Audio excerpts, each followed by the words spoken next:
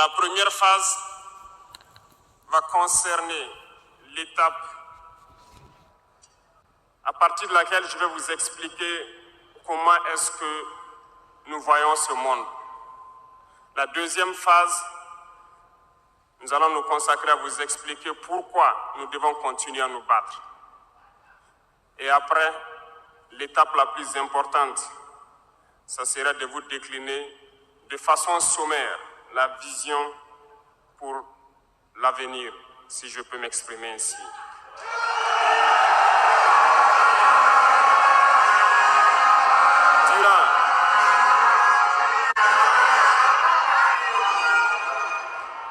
Durant ces 20 et quelques mois passés donc à la tête de l'État, nous avons eu à rencontrer plusieurs hommes politiques venus de toutes parts. Nous avons rencontré des centaines de diplomates venus de toutes parts. Nous avons rencontré des hommes d'affaires venus d'un peu partout du monde. Nous avons été ouverts à tous ces échanges, à toutes ces discussions pour pouvoir apprendre du monde, pour pouvoir comprendre le monde. Et aujourd'hui, je pense que l'occasion est très belle pour que je puisse vous expliquer quelles conclusions nous avons tirées de tous ces rendez-vous que nous avons eus avec des hommes politiques venus de tous les continents, des diplomates venus de tous les continents. C'est très important.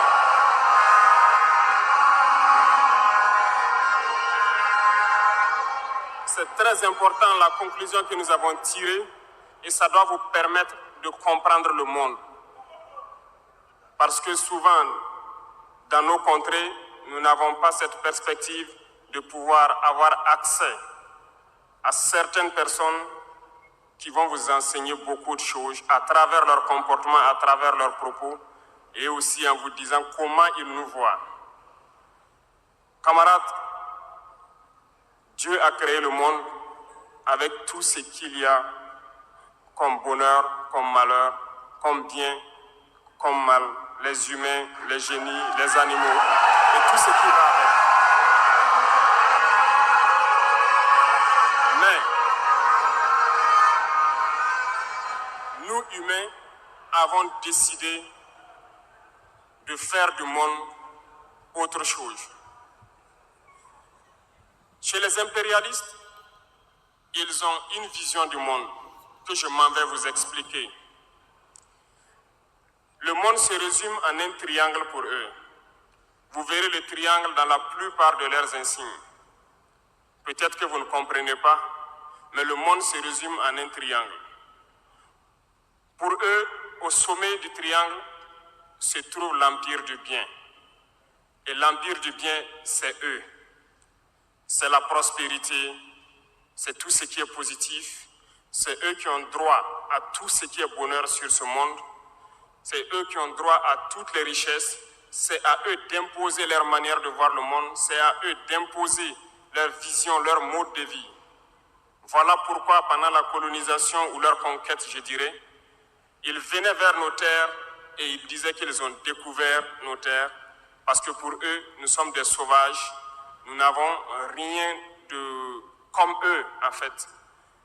Donc, ils nous appelaient des indigènes. Et c'est eux, le peuple.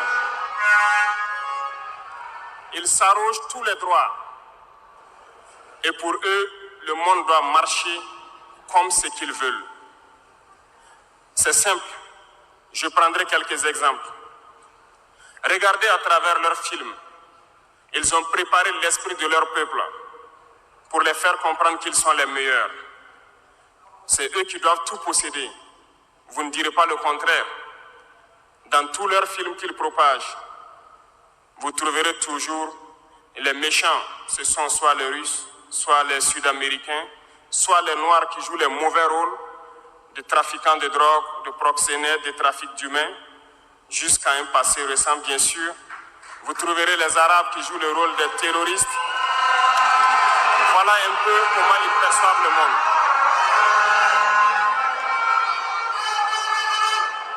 Quand je prends sur le volet économique, qui parmi nous n'a pas traité les produits chinois de produits Shintok, comme on aimait l'appeler, de mauvais produits? Mais aujourd'hui, j'ai pu vous dire qu'on a tout tort.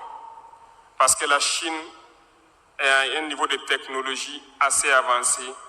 Et c'est en Chine que la plupart de ces pays viennent s'approvisionner, mettent leur marque dessus et nous revendent comme étant leur propriété.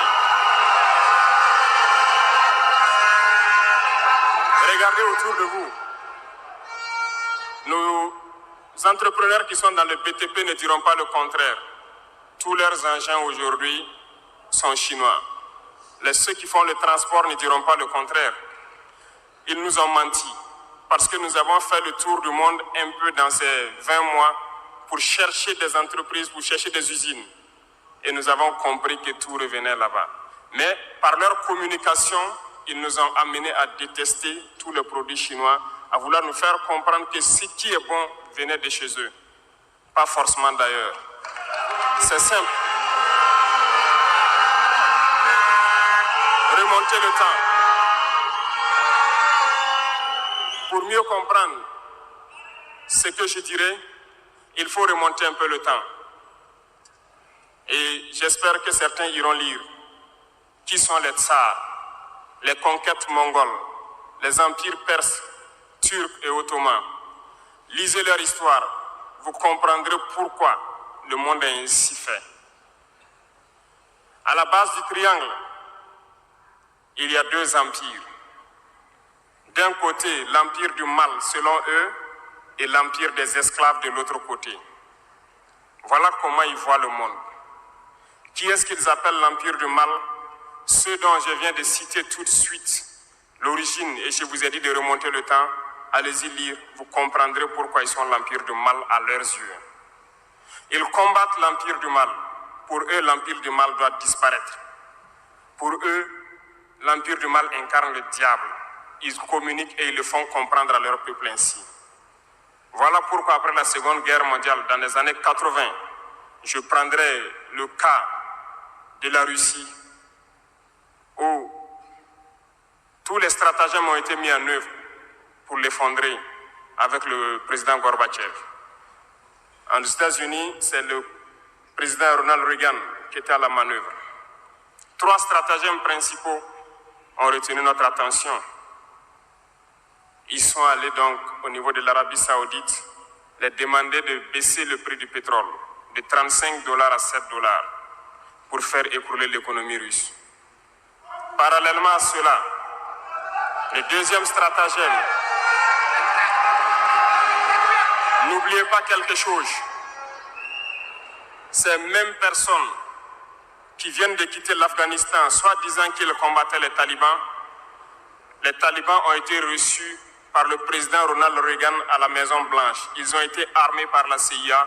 Les fameux missiles Stinger, Sol-Air, ont été livrés aux talibans pour combattre les Russes. Et plus tard, ils viennent supposer les combattre. Allez-y comprendre. Le troisième stratagème, c'était un bluff. Le projet IDS, Star Wars. Lisez, vous comprendrez pourquoi ils ont amené le président Gorbatchev à créer le projet Paulus qui a enfoncé la Russie.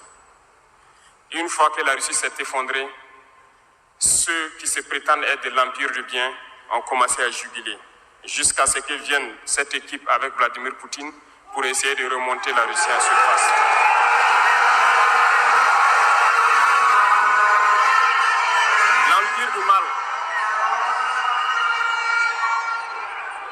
L'empire du mal, selon eux, a beaucoup souffert. Regardez l'Iran aujourd'hui, toutes les sanctions possibles.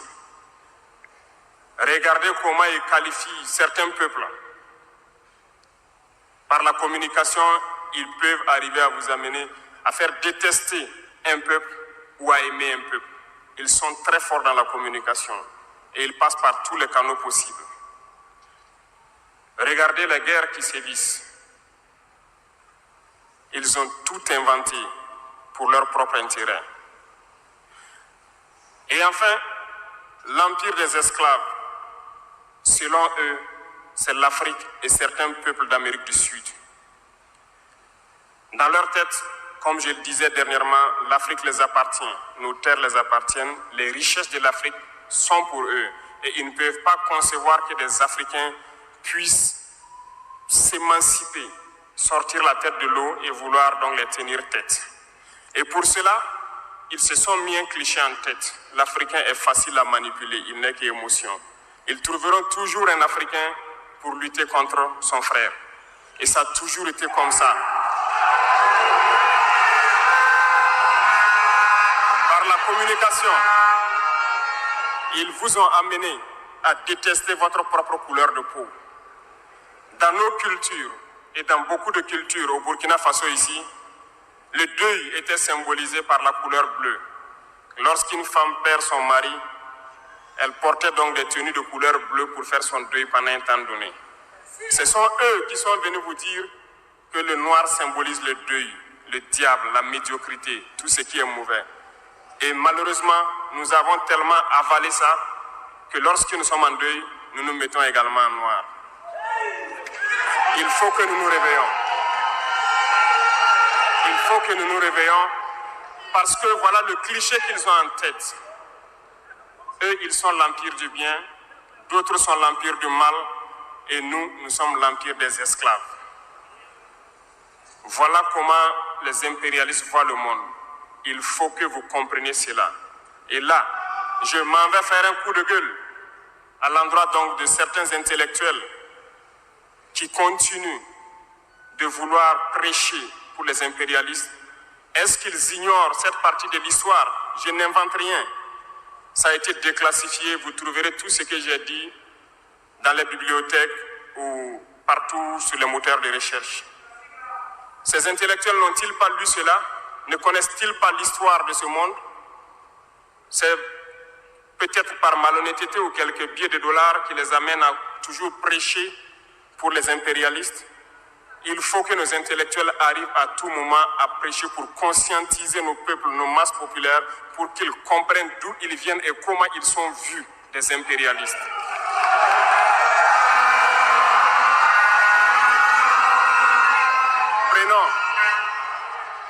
Prenons l'histoire de quelques guerres. Vous avez suivi la guerre d'Irak.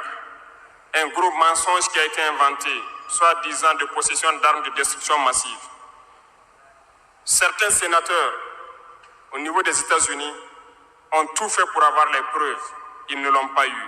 Souvenez-vous que plusieurs personnes ont démissionné de la CIA après cette guerre. Des preuves ont été inventées de toutes parts. Des services secrets occidentaux les ont aidés à fabriquer des preuves. Et on se souvient que le même Niger a été accusé en son temps en montant une fausse convention, un faux contrat de vente d'uranium à l'Irak.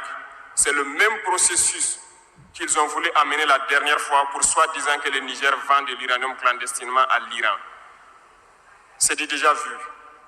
Ils ont prétexté cela, ils n'ont pas eu de preuves. Même les Nations Unies ont trouvé finalement qu'il n'y avait pas de preuves tangibles de présence d'armes de destruction massive.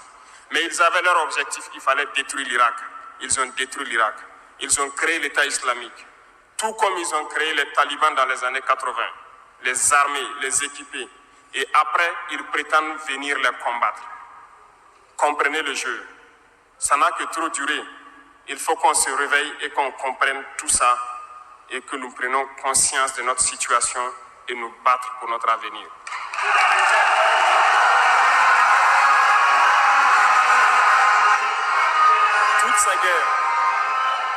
Toutes ces guerres ont été inventées, passant par l'Irak, la Syrie, la Libye, dans le but de déstabiliser le monde à leur profit, parce que nul ne doit pouvoir les égaler.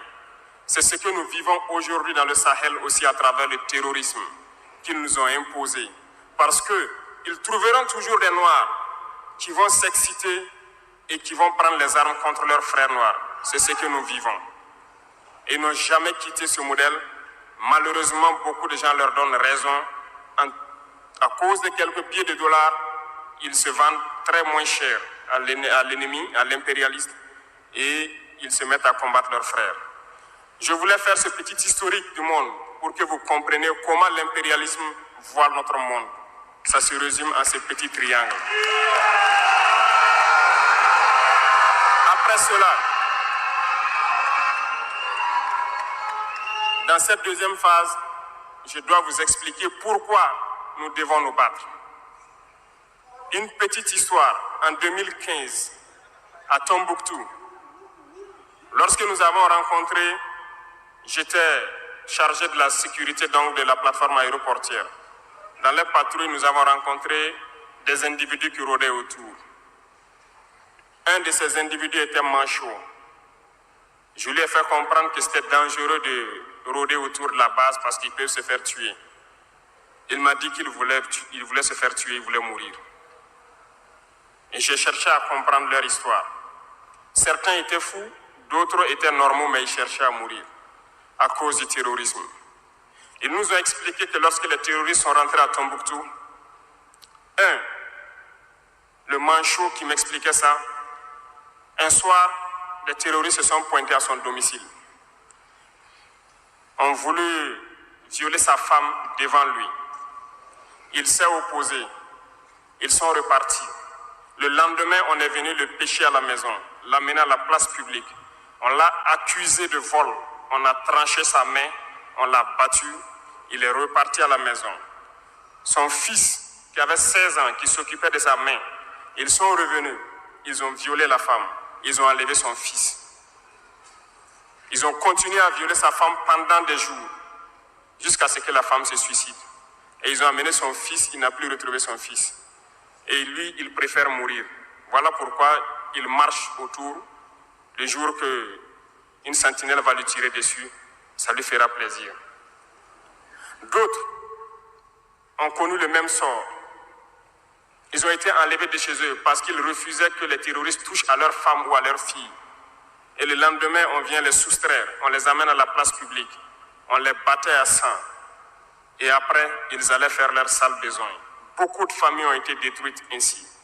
Ce sont des criminels, des violeurs, des bandits, des trafiquants de drogue qui sont armés et qui sèment désolation dans nos contrées. Ils ne le font au nom d'aucune religion.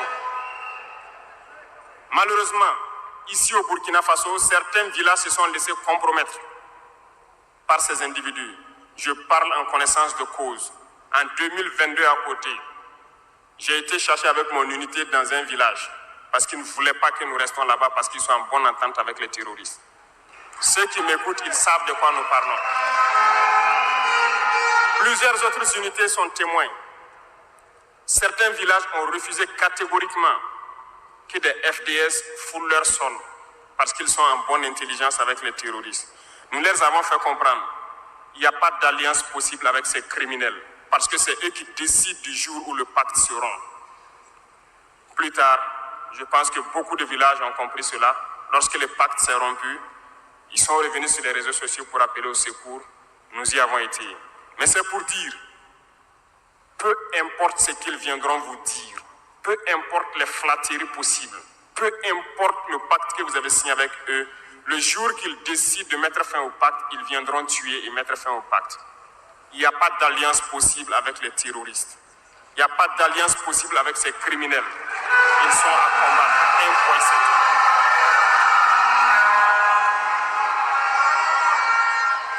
tout. Aujourd'hui, nous constatons un phénomène, malheureusement, dans nos villes ici.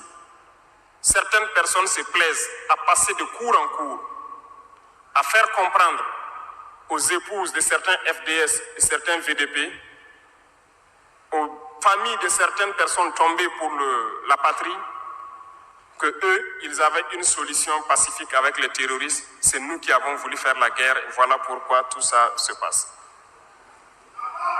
Comment est-ce que des êtres humains, voyant tout ce qui se passe, comprenant le monde, peuvent avoir de tels propos? Ne vous détrompez pas. Soit nous les combattons ou ils nous combattent. C'est tout.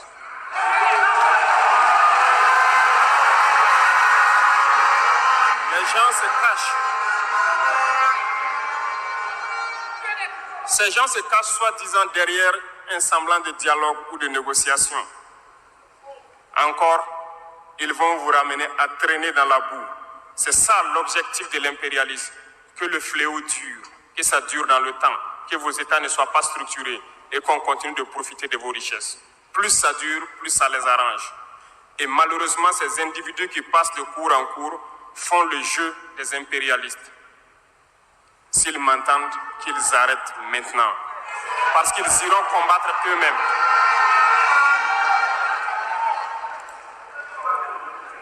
Nous n'avons pas le choix que de combattre. Et nous avons opté pour le combat. Et c'est par là que nous serons libres, que nous serons réellement indépendants. Pour ce faire, nous avons pris le soin de diagnostiquer le problème profond du Burkina Faso. J'avoue que le problème est réel et profond. Le mal est là. Nous l'avons diagnostiqué et nous découvrons de jour en jour le système.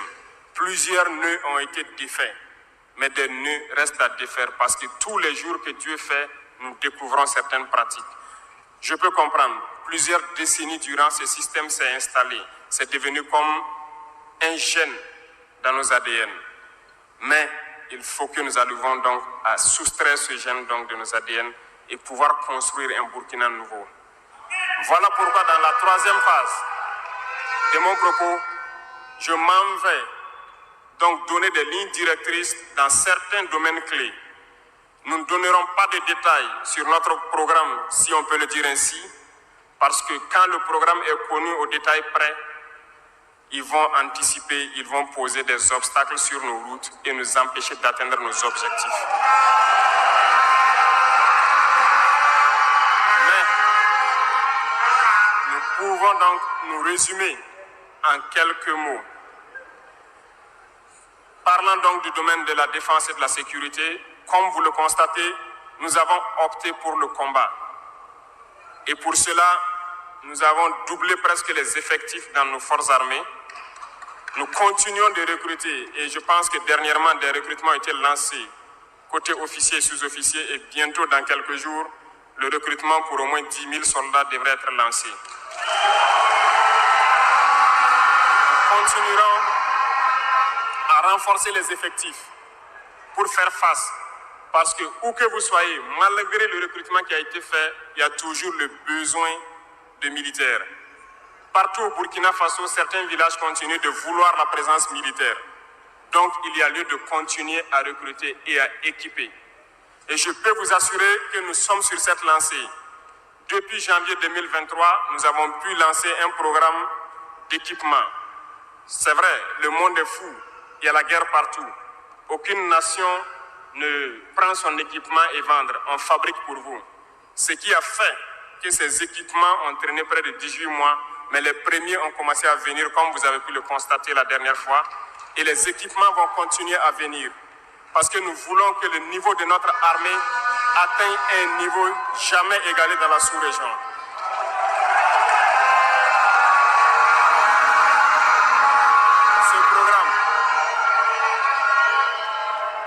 Ce programme d'équipement va se poursuivre. Et c'est vous, les acteurs de ce programme. Parce que depuis que nous nous battons, j'ai pu vous dire, ces soi-disant amis du Burkina qui étaient là depuis longtemps, qui sucent nos richesses, même une seule cartouche de Kalachnikov, nous n'avons reçu de personne pour faire notre combat. C'est vous qui payez. Et nous continuerons à faire corps avec notre peuple pour pouvoir mener cette lutte. Nous avons des partenaires qui ont accepté de nous vendre des équipements et qui ont même proposé de pouvoir nous livrer des équipements stratégiques et que nous puissions payer dans le temps. Nous leur en remercions pour ce geste.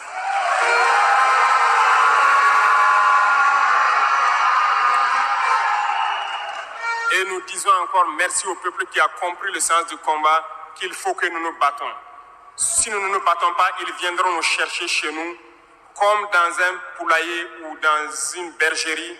Chaque matin, ils choisiront qui ils veulent pour aller exécuter sur la place du public, pour faire peur aux autres, aller trancher des mains ou des pieds sur la place publique pour faire peur aux autres. C'est comme ça leur tactique. Nous allons nous battre. Et nous nous donnerons les moyens pour y arriver. S'il arrive demain que nous sommes coincés dans une certaine lancée, nous viendrons encore vers le peuple et demander encore plus de sacrifices pour pouvoir atteindre l'objectif.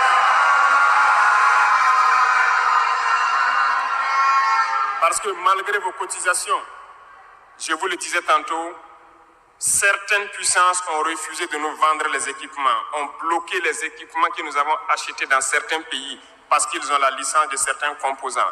Et ces puissances exploitent des minerais au Burkina Faso. Je le dis ici, haut et fort et solennellement. Ça va s'arrêter. Nous allons retirer des permis d'exploitation. Nous n'allons pas permettre cela.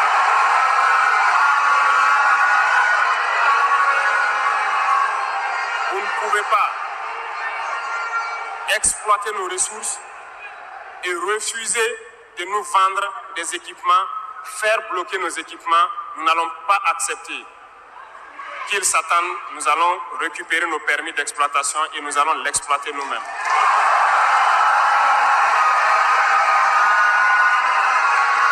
Revenant. Pour conclure sur le volet donc de la défense, nous n'allons pas trop nous étaler là-dessus, mais sachez que tout ce qui est déjà arrivé, les hommes sont en formation là-dessus, d'autres équipements viendront et cette guerre, nous allons la mener. Beaucoup de stratégies ont été déjà écrites et nous les adaptons au fur et à mesure du comportement de l'ennemi. Et nous allons vaincre très prochainement ce terrorisme ici au Burkina et même dans l'AES.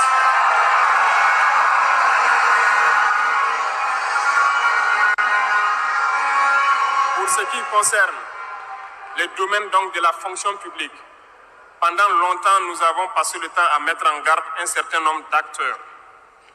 Mais nous avons compris que le phénomène est tellement profond. La corruption, la mauvaise gouvernance dans les différentes administrations, le manque d'éthique persiste. Certains organes ont été donc mis en place dans le cadre de la lutte contre la corruption et dernièrement, certains arrêtés ont été pris pour ce qui concerne les primes de dénonciation. Le dernier acte à poser sera fait avant donc la fin de ce mois. C'est un organe qui devra siéger dans tous les ministères pour s'auto-saisir de certains dysfonctionnements, des actes de corruption et pouvoir agir. Et ces organes seront prêts. Parce que nous avons beaucoup de gros travailleurs aussi dans l'administration, mais qui sont mis à l'ombre, qui sont souvent mis à l'écart. Parce que pendant longtemps, ce sont les plus corrompus, les plus malhonnêtes qui ont été mis à la lumière. C'est eux qui bénéficient de tous les avantages. Et je dis donc aux travailleurs de faire attention à ces individus qui sont en train de perdre leurs privilèges. Parce qu'ils vont continuer de vous manipuler, de vous intoxiquer et de vous envoyer dans de mauvais pâturages. Faites très attention à ces individus qui sont en train de perdre leurs privilèges. Parce que nous n'allons pas permettre à ce que une soi-disant élite donc qui avait été programmée s'arroge tous les droits donc dans nos différentes administrations. Le dernier organe sera mis en place avant la fin de ce mois et le travail réel va commencer.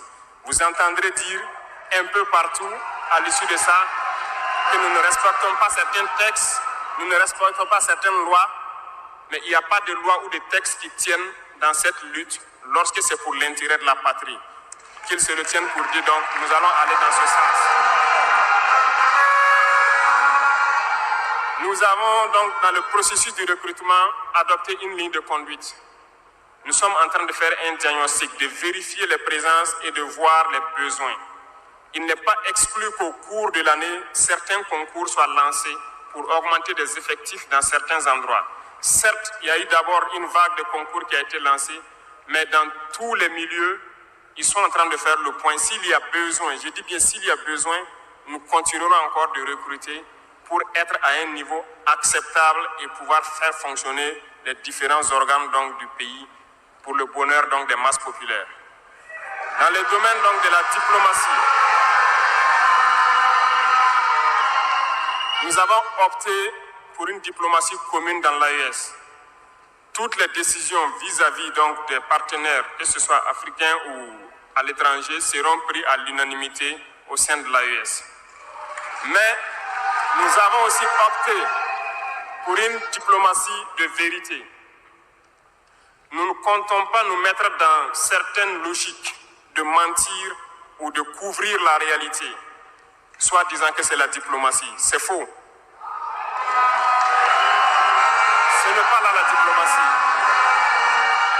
J'ai pu vous dire que ce que vous voyez en superstructure, lorsque les gens viennent en audience et sortent pour parler au micro, ce n'est qu'une partie visible de l'iceberg.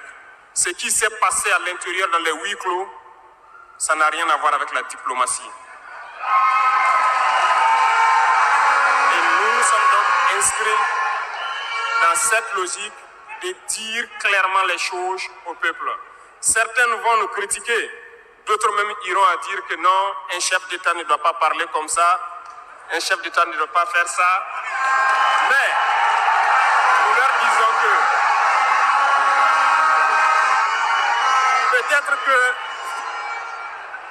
peut-être que ces gens qui critiquent de cette façon lorsque nous disons la vérité, peut-être qu'ils ont une école où ils ont appris à être chef d'État, comment le chef d'État doit être.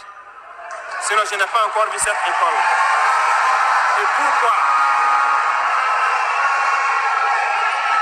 pourquoi nous devons ressembler forcément aux autres, faire comme les autres? Nous voulons créer notre modèle, notre identité. Et je pense que le Burkinabé, par définition, c'est l'homme intègre. Nous voulons la vérité. Et lorsqu'il y a la vérité qui sort, même si nous avons fauté, il faut que nous ayons le courage de venir vous dire sur tel côté nous avons fauté, nous demandons pardon. Si vous nous pardonnez, vous nous pardonnez. Mais nous ne voulons plus nous inscrire dans cette diplomatie mensongère. Nous avons, dans une interview, parlé du régime ivoirien. Certains Burkinabés sont montés sur leurs chevaux et critiqués. Je le dis, j'insiste et je persiste. Nous n'avons rien contre le peuple ivoirien, mais nous avons quelque chose avec ceux qui dirigent la Côte d'Ivoire.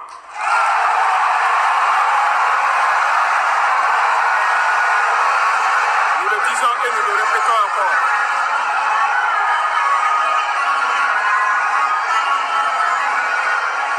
Laissez-moi vous dire quelque chose. Permettez-moi de vous dire quelque chose.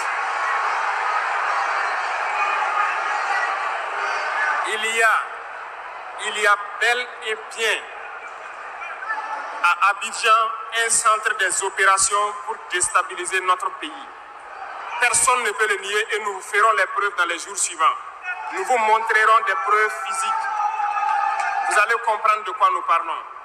Personne ne viendra nous dire qu'au Bénin, il n'y a pas de base française dirigée contre nous. Nous avons les preuves sous la main. 2 bases importantes.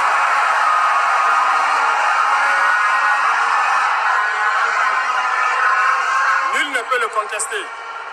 Et je les mets au défi. Et nous n'avons rien contre le peuple béninois. Là, nous avons un problème avec la politique des dirigeants béninois. Et nous le disons haut et fort encore. Dans cette diplomatie, nous avons décidé de dire la vérité. Il y a bel et bien 2 bases. Une vers Kandi et l'autre en allant vers Porga ou je ne sais pas quelle localité. Des pistes ont été réaménagées à plus de 3000 mètres de long. Des avions atterrissent. Les gens équipent et forment les terroristes là-bas. Nous avons des enregistrements audio d'agents français au Bénin là-bas qui se jouent les centres des opérations des terroristes. Ils montent les opérations avec eux. Ils les aident à se soigner. Ils font tout ce qu'il y a là-bas. Nous avons tous les détails sur eux. Et vous ne voulez pas qu'on le dise à notre peuple? On va le dire. Si vous ne le voulez pas, s'ils ne le veulent pas, qu'ils arrêtent de se comporter ainsi. C'est simple. Nous n'avons forcé personne à prendre son indépendance. Si vous décidez de rester dans votre situation, mais ne prenez pas vos pays pour en faire des bases arrêts parce que ce sont vos populations qui vont en souffrir après. Et ce n'est pas une bonne politique. Nous le disons par expérience, et je le répète toujours, le Burkina a été une base arrière pour déstabiliser certains pays.